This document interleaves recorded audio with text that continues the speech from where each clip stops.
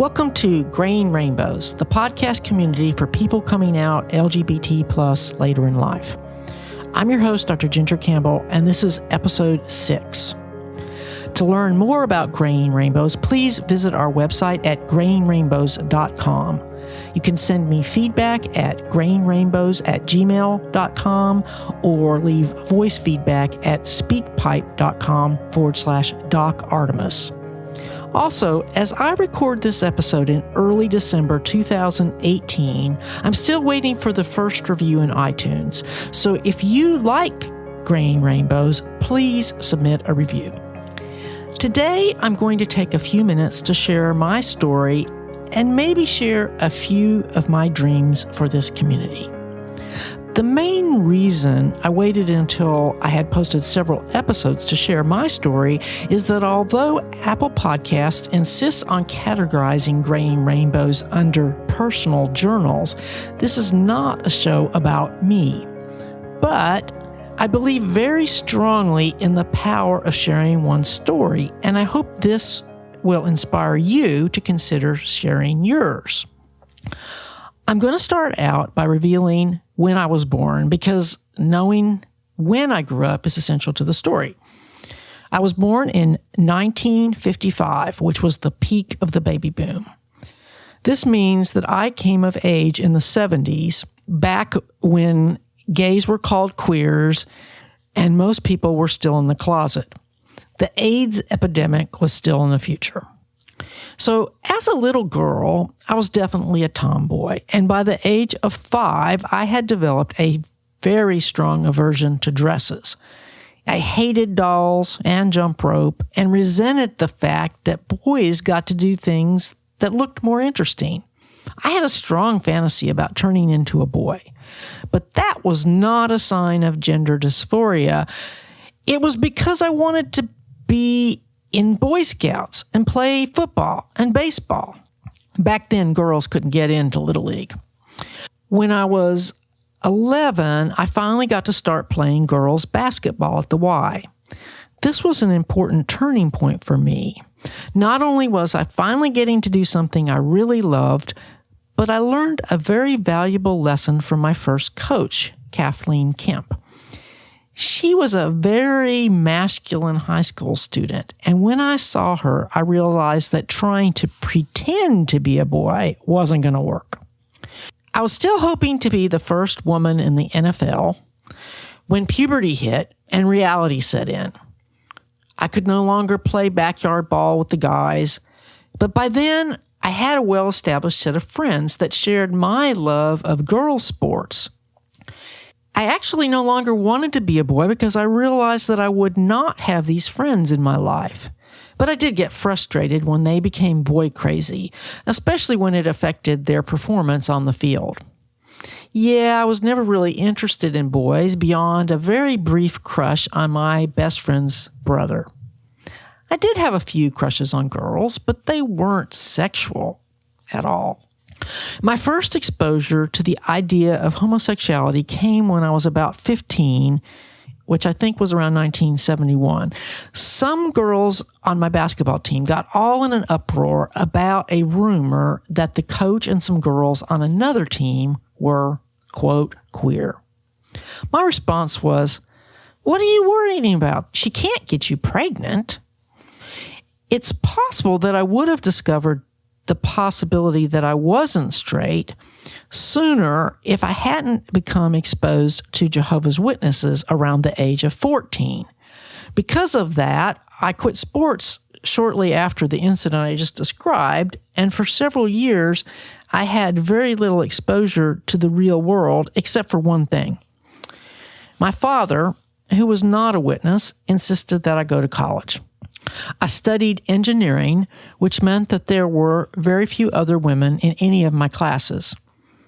My future husband was a graduate student, and when he asked me to play tennis, I naively told myself that that didn't count as dating, until one day I realized that I had fallen in love with him.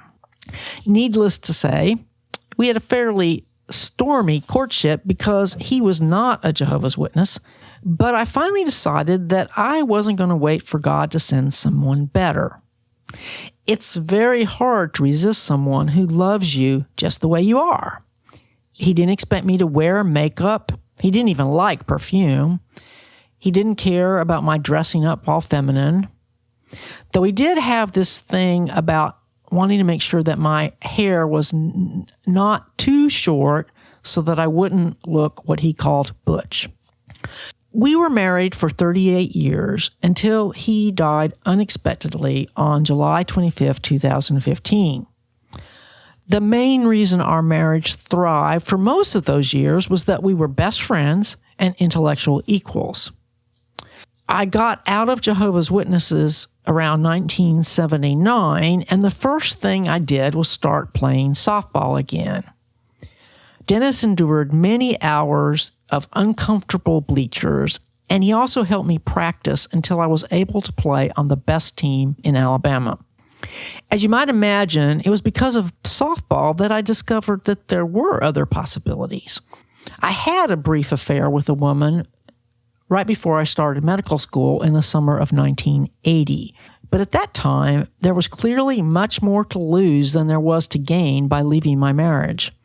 Ironically, during those years when I was playing on lesbian-dominated softball teams, this was most of the 80s, I felt that I was often the victim of reverse discrimination because I was the only straight person on the team. Later on, in moments of self-reflection, I thought that I was probably bisexual, though my husband never took these concerns very seriously. When Dennis died, I was 59. I had expected to outlive him, but his premature death at the age of 68 left me in a state of shock for several months.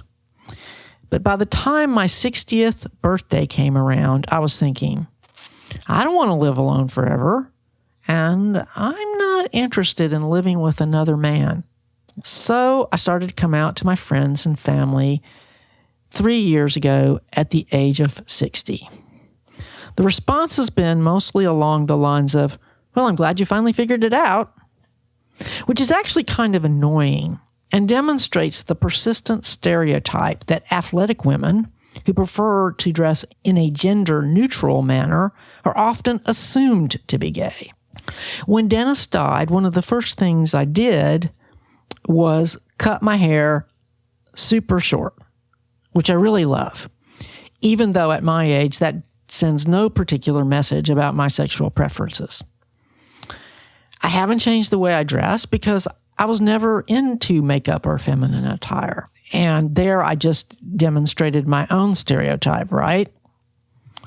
But I think the last time I wore a dress was for my medical school 15-year reunion. And we already have passed 30 a few years back now. Anyway, so my coming out journey so far has not been very interesting. I'm still waiting for my first date. I could tell you about the person I used to have a crush on who said no, she just wanted to be friends, etc., but that would be boring. But it brings me to a major motivation for graying rainbows. No, I don't intend to use this show as a matchmaking tool, but I do want to explore some of the problems that are unique to coming out later in life. For example, coming out to your family, which is a major stressor for most people. It definitely changes as you get older. Besides parents and siblings, you might be dealing with a spouse or children. And if you're my age, these children might be adults themselves, and you might even be dealing with grandchildren. Naturally, the more established you are in your adult life, the more it may appear that you have to lose, or you may actually feel that you have more freedom than you did when you were younger. Everyone's story is unique. That's why I hope that you will reach out to me to share your story. You will feel less alone, and it might help someone else.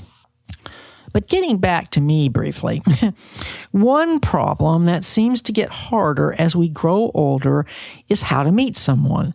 People my age don't hang out in bars, and most of my gay friends are in long-term relationships. I haven't solved this yet.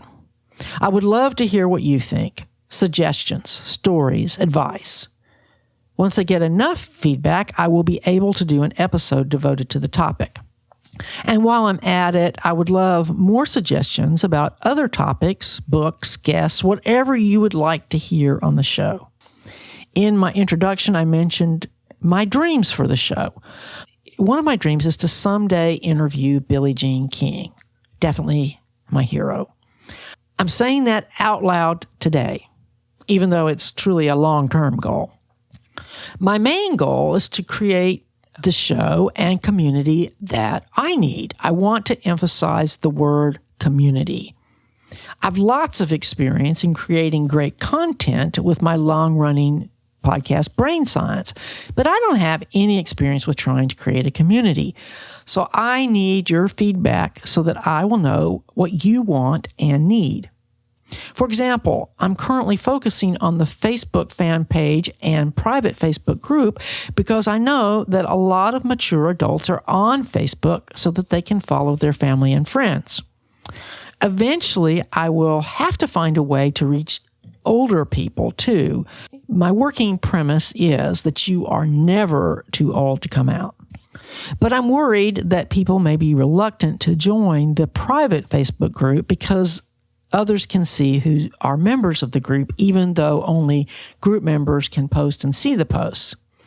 If this is an issue for you, please let me know by writing to me at grainrainbows@gmail.com. I could change the group to secret and no one would tell who was in there, but then that would make it harder for people who don't listen to Grain Rainbows to find the community. Also, eventually, as our community grows, I hope to move into the arena of advocacy for our LGBT elders. According to a recent survey by the AARP, 90% of LGBT elders fear discrimination in housing and health care. Obviously, that's not okay. I plan to cover these issues in detail in 2019, so please don't hesitate to email me with your suggestions for content and guests. Besides emailing me at grainrainbows@gmail.com, don't forget to subscribe in Apple Podcasts or wherever you listen. And I need some reviews to help others find the show. You can send me a screenshot of your review and I will enter you in a drawing for a future giveaway. This episode is set for release on December 17th, 2018. I will not be releasing a show on Christmas Eve, but I'll be back on December 31st. My guest will be Dr. Lauren Olson, and we will be discussing some of the elder issues that I mentioned a minute ago. Meanwhile, I hope you'll check out my other podcasts, Brain Science and Books and Ideas, in your favorite podcast app. Thanks again for listening. I look forward to talking with you again in 2 weeks. Grain Rainbows is copyright Ginger Campbell, MD. You can copy this show to share it with others, but for any other uses or derivatives, please contact me at grainrainbows@gmail.com.